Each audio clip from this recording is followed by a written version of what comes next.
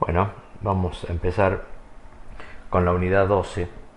Esta unidad lleva como título Medios de comunicación digital y trata específicamente los distintos medios de comunicación que podemos elegir para hacer la transmisión de la información. Básicamente, dentro de nuestros medios de comunicación vamos a tener una clasificación en guiados y no guiados, donde los medios guiados, por supuesto, son aquellos que tienen un transporte físico para la información. ¿Sí? Dentro de los medios guiados podemos encontrar los cables de cobre y las fibras ópticas. Acá podemos ver un gráfico de un cable UTP y acá una imagen de una fibra óptica, como para tener una idea de qué se trata.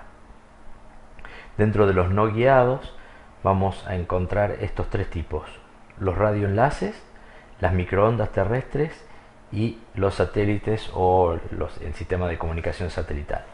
En un ratito vamos a entrar un poquito más en detalle cuáles son las diferencias entre estos tres sistemas de comunicación, entre estos tres medios de transmisión no guiados. Bueno, acá tenemos también a modo de ejemplo una antena de microondas, una semiparábola, rejilla semiparábola, que son las que se usan normalmente para microondas terrestres, y también un pequeño gráfico de lo que sería una comunicación satelital.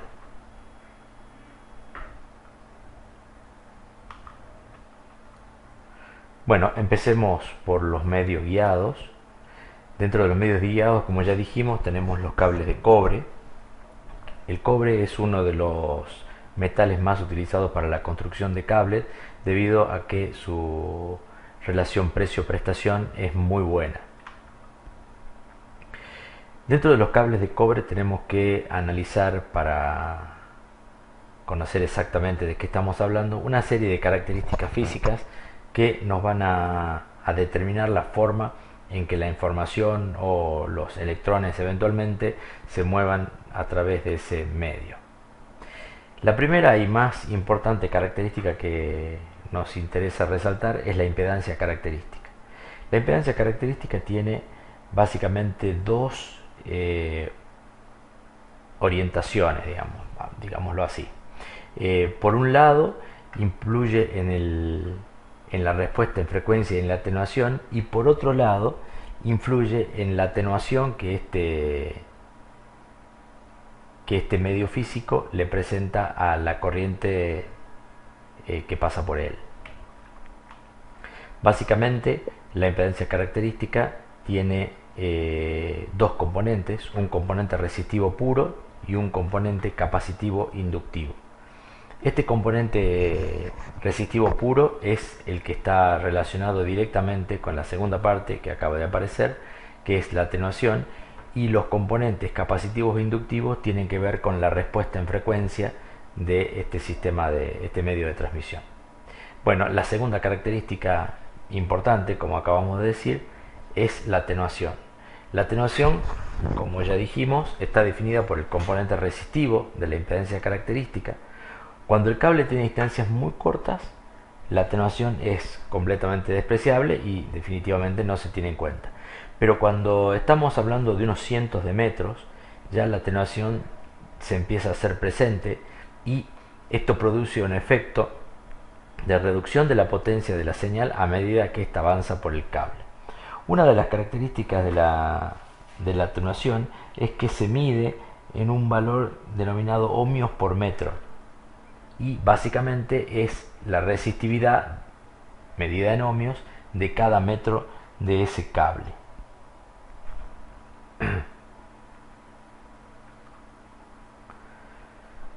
Este tema ya lo vimos en la unidad anterior, ¿sí? Así que ya lo tenemos bastante claro.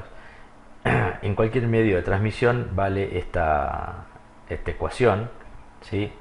C, que es la velocidad de transmisión medida en bits por segundo, es igual al ancho de banda por el logaritmo en base 2 de 1 más la relación señal-ruido, donde el ancho de banda es el rango de frecuencias donde este medio de transmisión se comporta linealmente.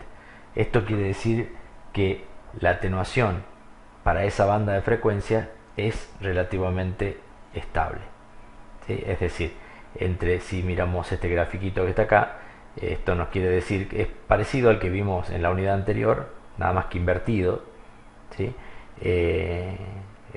Nada más está puesto para identificar el ancho de banda. Y como ya vimos también, la relación señal-ruido es en general un parámetro constante, sobre todo para ese rango de frecuencias considerado en el ancho de banda, o sea, FB menos FA si consideramos este gráfico que vemos acá arriba. Sí. Esto es importante.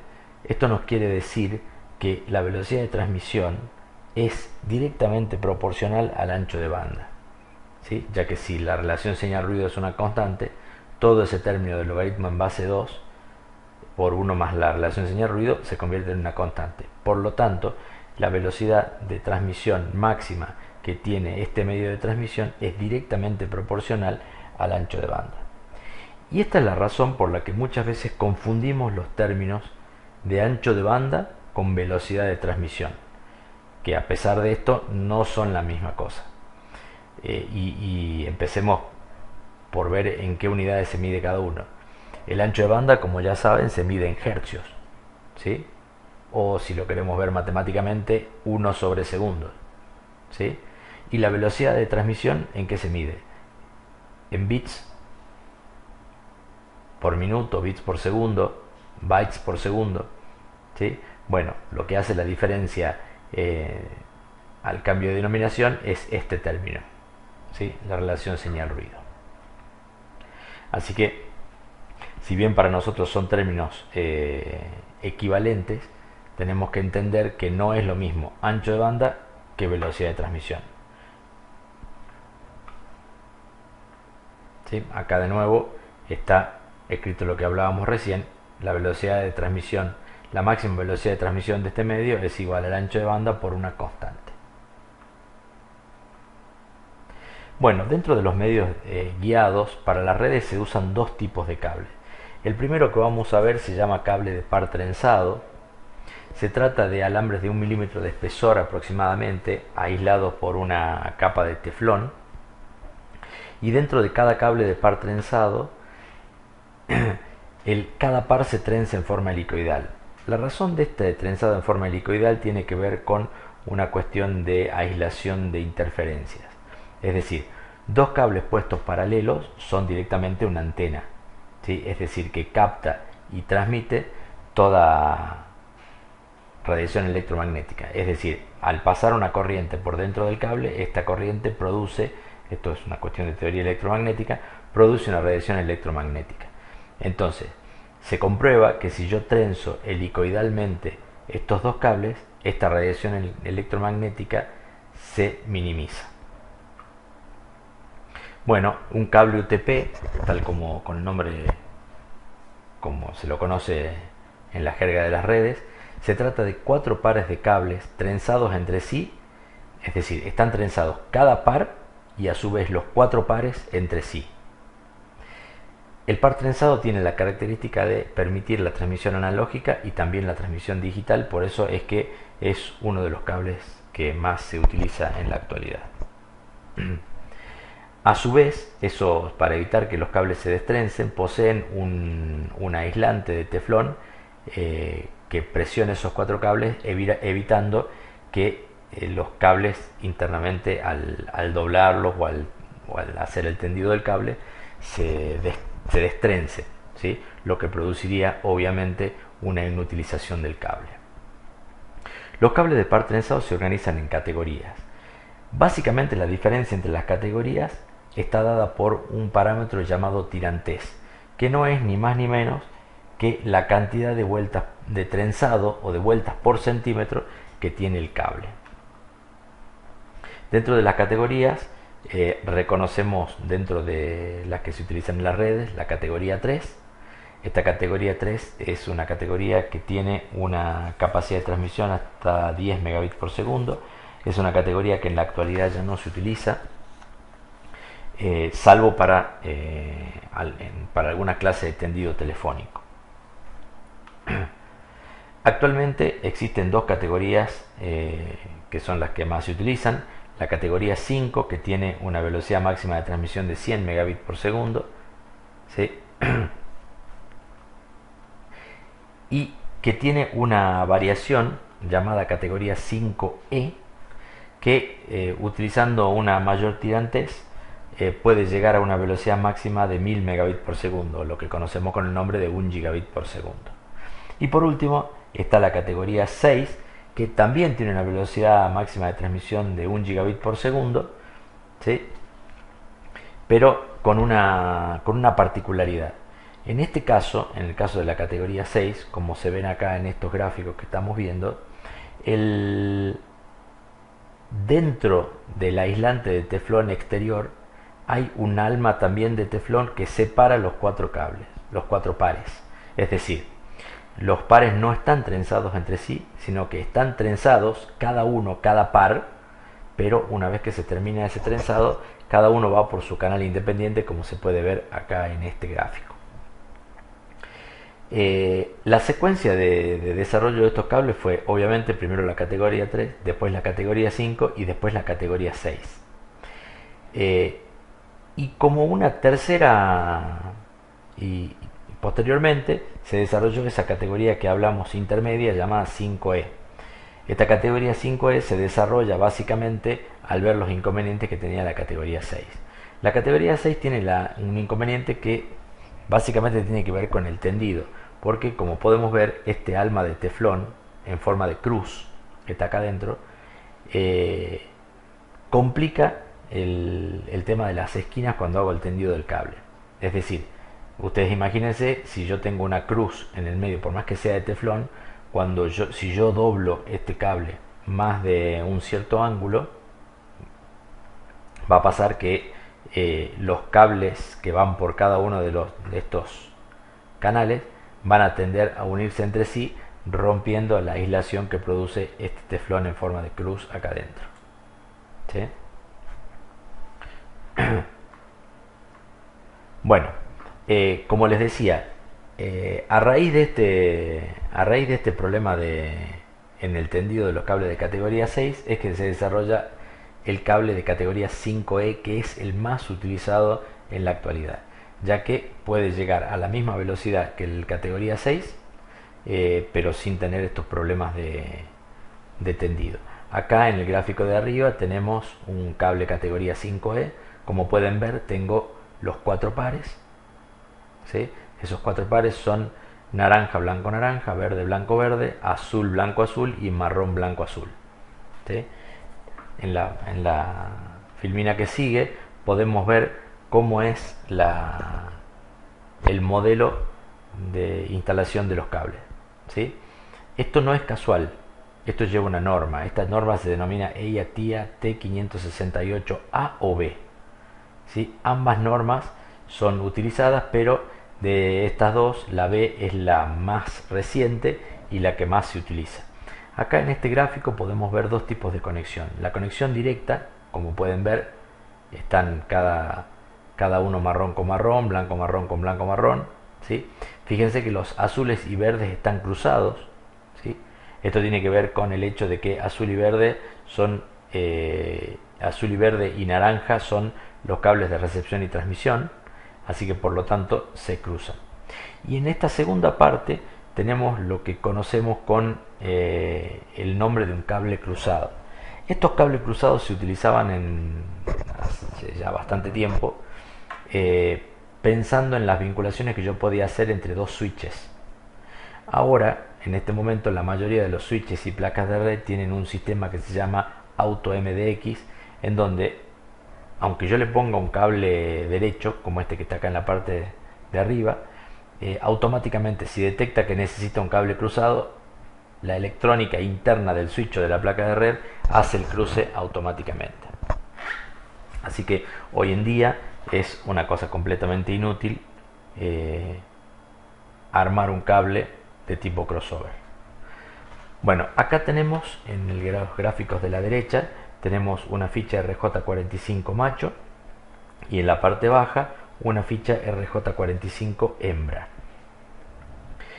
Como pueden ver, ambas fichas tienen unos contactos bañados en oro, ¿sí? Esto me permite que cuando yo hago el contacto con el cable de cobre, este contacto sea lo más preciso posible, ¿sí? En el caso de las fichas RJ45 macho, el cable se inserta por acá atrás sin pelar, y automáticamente, al utilizar una pinza crimpadora que presiona estos contactos, hace el proceso de pelado y contacto con el cable en forma automática. En este caso, en el caso del RJ45 hembra, los cables se tienen que pelar una pequeña cantidad, ¿sí? El cable se inyecta por acá por el medio y los pelos de cable se ponen en estas B que aparecen acá. Estas B hacen contacto con estos pelos de cobre bañados en oro que están acá en esta parte y que posteriormente se van a conectar con estos contactos de aquí arriba, ¿sí? No sé si se nota acá al costadito de la ficha, ¿sí? Casi todas las fichas tienen ya indicado cómo es la conexión en norma A y en norma B. Así que bueno, es una cosa bastante sencilla, no hace falta acordarse este esquema. Bueno, el segundo tipo de cable de cobre que se utiliza para redes es bastante menos utilizado que el cable UTP, pero para algunos tipos de instalaciones todavía funciona. Se denomina cable coaxil. En el cable coaxil básicamente se trata de un alambre de cobre recubierto por una malla de teflón, y a su vez esta malla de teflón está recubierto por una malla que vendría a ser una malla metálica, que es el otro polo del cable, y esta malla metálica por supuesto también recubierta por una vaina de plástico que hace de protección de ambas cosas. En el cable coaxil existen dos tipos: los cables coaxil de banda base, que normalmente son de 50 ohms, y los cables coaxil de banda ancha, que son de 75 ohmios. Los de banda base de 50 ohms son los que normalmente se utilizan para redes, y los de banda ancha de 75 ohms son los que normalmente se utilizan para otros servicios analógicos, como por ejemplo el videocable que recibimos en nuestras casas. Bueno, como les decía, posee un alambre de cobre rígido, el cual está rodeado por un aislante de teflón que lo separa de esta malla, ¿sí?, fuertemente trenzada, que cubre completamente este aislante de teflón, ¿sí? Bueno, esta forma constructiva asegura, fíjense que esta es completamente simétrico, y por lo tanto asegura una alta inmunidad al ruido, ya que la malla metálica que está justo alrededor del alambre de cobre captura toda la radiación electromagnética que puede pasar por el pin central y viceversa. Acá tenemos un ejemplo, ¿sí? Fíjense, acá tenemos un gráfico del cable de cobre, el aislante de teflón, la malla y el aislante de plástico. En la foto superior aparecen tres tipos de cable de tipo coaxil, donde los dos primeros, este blanco y el primer negro, son de 50 ohms, fíjense que son un poquito más finitos, y el otro es un cable de banda ancha de 75 ohms, como los que se utilizan para videocable. Acá tenemos otros ejemplos de gráficos. Fíjense, a diferencia del anterior, esta foto de cable coaxil tiene una malla plateada, ¿sí? En general se toma como norma que cuando la malla es plateada, el cable es de 50 ohms, ¿sí? A pesar de que no es una cosa que se dé exactamente en todos los casos, pero en general suele ser así. Bueno, y los otros dos gráficos tienen que ver con un par de fichas que conectan cable coaxil denominadas BNC. Esta ficha, como pueden ver, está compuesta por un pin también bañado en oro, donde se inserta el alambre central y luego se presiona con una pinza crimpadora para que no se vuelva a salir. Y posteriormente se pone la vaina que se abre un poquitito. Fíjense cómo se corta el cable coaxil para crimpar. Se corta aproximadamente 1 centímetro. Se deja el pin central un poco más largo para insertarlo en este pin dorado. El resto de la malla se pone por acá y se cubre y se crimpa con este otro protector. Una vez que esto queda ya puesto en el cable, esto no se suelda, es importante indicar esto, los cables coaxiales no se sueldan, sino que se crimpan con una pinza crimpadora, ¿sí? Solamente hacen contacto por presión. Por último, acá abajo tenemos lo que denominamos una ficha de tipo T, que tiene un macho y dos hembras, ¿sí? Como ustedes pueden ver acá. Esta ficha tipo T es la que se coloca normalmente en la placa de red de un equipo, ¿sí? Y en los dos extremos se coloca la punta del cable con una ficha de este tipo para continuar con el tipo bus. Acuérdense de lo que vimos en la clase anterior, en clases anteriores, ¿sí? Que para este tipo de cable coaxial se utiliza con topologías de tipo bus, ¿sí? En donde el cable va siguiendo y va haciendo un backbone a través de todo, a lo largo de todo el tendido de red, ¿sí? Conectando equipo por equipo. Bueno, pasando al otro medio guiado, vamos a hablar de lo que es la fibra óptica. Bueno, la fibra óptica, a diferencia del cable, es un elemento relativamente nuevo, ¿sí? Desde el punto de vista de aplicación, no utiliza corriente ni electrones para enviar la información, sino que utiliza fotones o pulsos de luz para hacer el transporte de la información. Para poder entender cómo funciona una fibra óptica, en primer lugar vamos a ver el principio de funcionamiento. La fibra óptica funciona como una guía de haces luminosos que son portadores de la información.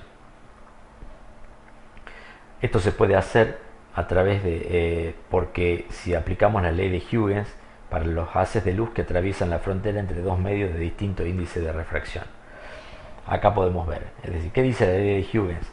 Básicamente dice que si un haz de luz atraviesa una frontera de un medio con un índice de refracción a otro medio con otro índice de refracción, este haz de luz cambia de dirección, ¿sí?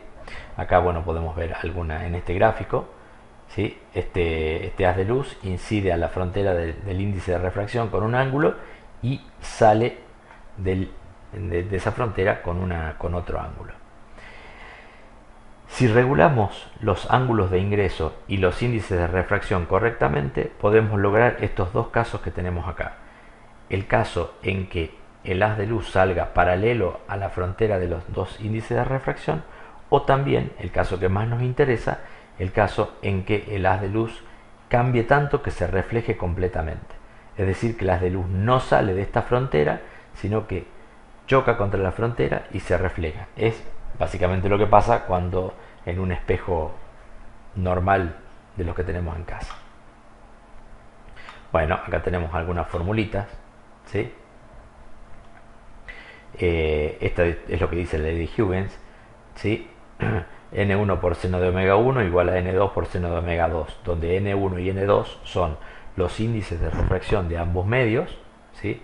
Este medio B1 y este medio B2, y estos ángulos son estos dos ángulos que vemos acá, gamma 1 y gamma 2. Si queremos obtener el ángulo crítico, es decir, el ángulo este φ1 crítico, en donde el haz de luz sale en forma paralela, simplemente en forma paralela, cambiamos este omega 2 por 90 grados, despejamos y el ángulo crítico nos da como seno a la menos 1 de N2 sobre N1.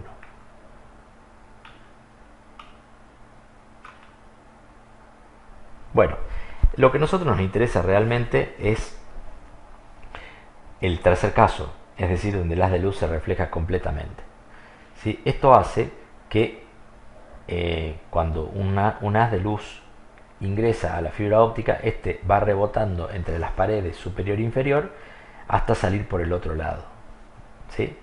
Esto es lo que llamamos reflexión interna de haces de luz. Dentro de las fibras ópticas hay dos tipos que vamos a conocer. La fibra de tipo multimodo, que fue la que primero se desarrolló, y la fibra monomodo. Dentro de las multimodo tenemos lo que llamamos el índice escalonado y el índice gradual. Son dos tipos de fibra. Esta clasificación que estamos viendo acá está ordenado básicamente de acuerdo a cómo se fueron desarrollando las fibras ópticas. Es decir, primero se desarrollan las multimodo de índice escalonado, después como una mejora se desarrollan las de índice gradual y posteriormente las fibras que se usan actualmente, que son las de tipo monomodo. Enseguida vamos a ver qué características tiene cada una de estos tipos de fibra. Bueno, acá podemos ver un grafiquito como para que se note. Multimodo de índice escalonado, nótese el ancho del núcleo, ¿sí? Es un núcleo bastante grueso, ¿sí? Multimodo de índice gradual y monomodo de índice escalonado. No existen las monomodos de índice gradual, porque ya van a ver que después nos vamos a dar cuenta que no hace falta. Bueno, acá tenemos vamos a estudiar un poquito las ventajas de la fibra óptica con respecto a los cables metálicos, que es el otro tipo de medio guiado. Una de las principales ventajas, y diría yo una de las más importantes, es el gran ancho de banda de la fibra óptica. ¿A qué se debe este gran ancho de banda? Básicamente que si consideramos el espectro de las ondas electromagnéticas, vamos a descubrir que la luz es una onda electromagnética que tiene una altísima frecuencia, pero una frecuencia tal que tiene varios órdenes de magnitud más que la frecuencia de transmisión que se utilizan en los cables. Al tener mayor frecuencia, esto me da un rango más amplio de frecuencias en donde este material se comporta en forma estable. ¿Se acuerdan que habíamos definido eso como el ancho de banda, ¿no? Otra de las características que son de una gran ventaja es la baja atenuación. Es decir, es muy poca la potencia que se pierde, la potencia lumínica que se pierde si la fibra óptica es de buena calidad. Esto nos da, por supuesto, un gran alcance. Para que tengamos una idea de qué estamos hablando, un cable metálico normalmente no tiene un alcance de más de 100, 200 metros, ¿sí? 500 metros en el caso del coaxil como mucho, ¿sí? Después ya hay que poner repetidores. En cambio, una fibra óptica de buena calidad, una fibra óptica monomodo de buena calidad puede tener un alcance de entre 60, 70 y hasta 100 kilómetros, ¿sí? Inclusive algunas de mejor calidad tienen más distancia, o sea que comparemos el rango de distancia son realmente de varios órdenes de magnitud de diferencia. Bueno, otra de las grandes ventajas que tiene es que nos permite la multiplexión cromática. ¿Qué significa? Que yo puedo mandar distintas señales por la misma fibra óptica utilizando distintos colores, ¿sí? Digamos, si todavía no lo saben, el color en la luz es como el cambio de frecuencia en la transmisión eléctrica, en el cable. Entonces, al transmitir, tiene tanto ancho de banda que yo puedo poner distintos colores y transmitir distintas señales separadas por colores. Esto es lo que llamamos multiplexión cromática. Otra de las ventajas importantes que tiene es que es un aislante dieléctrico y evita problemas como, por ejemplo, la caída de rayos. Cuando yo, por ejemplo, hago un tendido de cable por la calle, por los postes de luz, por ejemplo, si cae un rayo, este rayo se propaga a través del cable y puede llegar a quemar algún equipo que haya en el extremo del cable, como ya conocemos que suele pasar en los días de tormentas eléctricas. Como la fibra óptica está realizada de óxido de silicio, el óxido de silicio es un material dieléctrico, ¿sí? Es una cosa intermedia entre un plástico y un vidrio, ¿sí? Y no tiene la posibilidad de que vaya corriente por ahí, entonces no tiene ninguna importancia que la fibra óptica vaya por la calle ni por algún lugar donde haya tormentas eléctricas, ¿sí? Inclusive, al ser de plástico, tampoco le afecta el agua. Entonces, es por eso que hay fibras ópticas submarinas, ¿sí? No hay problema si yo tengo un lugar por donde tengo tendido una fibra óptica y se llenó de agua, ¿sí? Si está bien aislada los conectores del extremo de las fibras ópticas, no tiene ningún problema, a diferencia del cable, que evidentemente el agua puede producir algún tipo de cortocircuito.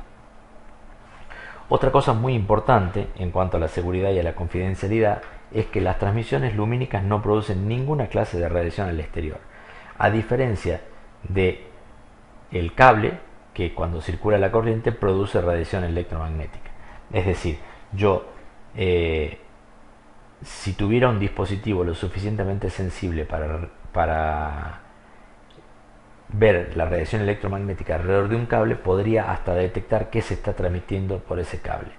Como esto no produce ninguna radiación al exterior, en una fibra óptica la única manera de interceptar las comunicaciones sería cortando la fibra óptica, con lo cual automáticamente se corta la transmisión.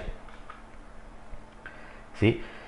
Del mismo modo, así como el paso de la luz no produce ninguna radiación al exterior, tampoco una radiación exterior afecta el paso de luz que pasa por ahí. Sería el inverso, digamos, ¿no? Por lo tanto, a las fibras ópticas no la afectan las interferencias del exterior. Es decir, que es un material altamente utilizable en ambientes ruidosos o en ambientes con mucha interferencia electromagnética. Por lo tanto, por todo esto que venimos diciendo hasta ahora, la tasa de error que tiene una fibra óptica es muchísimo menor que la tasa de error presente en un cable. Pero bueno, no todos son ventajas, también tiene algunas desventajas que claramente con el paso del tiempo se van disminuyendo. En primer lugar, la principal ventaja evidentemente es el costo, ¿sí? Es decir, por ahora todavía un metro de fibra óptica es más caro que un metro de cable. Esto, como pueden leer acá, está cambiando a pasos agigantados, ya que la fibra óptica se construye básicamente con arena, ¿sí? Es un proceso electroquímico que digamos, de purificación del óxido de silicio, pero se saca de la arena, un material que hay en cantidades sumamente abundantes en el mundo. Caso contrario es lo que está pasando con el cobre. El cobre es un material no renovable y por lo tanto ahí se están acabando las reservas de cobre y eso por supuesto hace que eleve el costo. Es probable que en pocos años más el metro de fibra óptica sea más barato que el metro de cobre. Bueno, la otra desventaja importante de la fibra óptica es que al ser una cosa muy finita, ¿sí? Creo que no lo dije, pero una fibra óptica tiene el grosor de un cabello, ¿sí? Es por supuesto mucho más frágil que un cable de cobre. De todas maneras, esto se soluciona poniendo los cables de fibra óptica están compuestos por muchas fibras ópticas, lo que hace que ese bloque de muchas fibras ópticas haga que esta fragilidad sea menos importante. Y después yo creo la mayor desventaja de todas es que como nosotros estamos acostumbrados a transmitir señales en formato eléctrico, ¿sí? Se necesitan conversores de medio optoeléctricos y viceversa para poder transmitir una fibra óptica. Es decir, si yo tengo una red cableada con cobre, con cable UTP o con cable coaxil y necesito transmitir algo a gran distancia con fibra óptica, necesito poner un conversor, lo que se denomina en la jerga media converter, o sea, conversor de medio, para convertir el UTP en fibra y del otro lado otro conversor que me permita convertir la fibra en UTP. Esto es caro, es la parte más cara de la fibra óptica y aparte, como son elementos activos, me introduce un tema adicional que se puede romper, que puede dejar de funcionar. En cambio, el cable en general, como se trata de un sistema pasivo, salvo que se corte o se marque, no tiene demasiado problema. Bueno, y tenemos una desventaja más, que solamente puede utilizarse para transmisiones de tipo digitales, a diferencia del cable que soporta transmisiones analógicas y transmisiones digitales, ¿sí? La razón por la que solamente se puede transmitir digitalmente es simple. Yo en una fibra óptica puedo transmitir luz o no transmitir luz. Es decir, tengo el 1 con la luz y el 0 sin la luz, ¿sí? El resto no se puede transmitir. En cambio el cable sí. Bueno, y aquí por último tenemos una serie de gráficos como para que conozcan algún elemento de fibra óptica. Estos dos que vemos acá abajo son media converters. Fíjense que tienen un RJ45 hembra acá y los dos conectores de fibra. ¿Sí? Un canal de fibra utiliza normalmente dos fibras, ¿sí? Una para transmisión y una para recepción. Por eso ven que acá tiene dos conectores, ¿sí? Esto que ven acá arriba es un patch cord de fibra óptica, que como ven también tiene los dos conectores, uno para transmisión y otro para recepción, ¿sí?